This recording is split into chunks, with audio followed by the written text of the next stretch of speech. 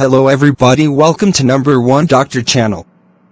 Today we will talk about Perianal hematoma.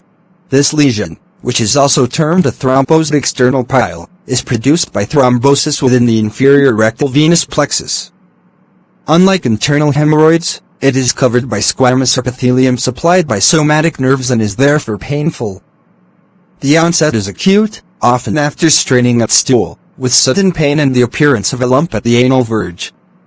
Local examination shows a tense, smooth, dark blue, cherry-sized lump at the anal margin.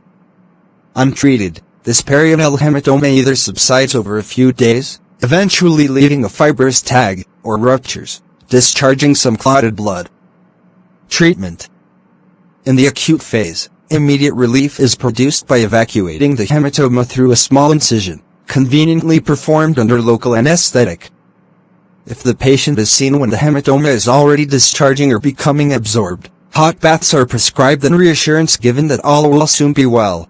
Thanks for watching.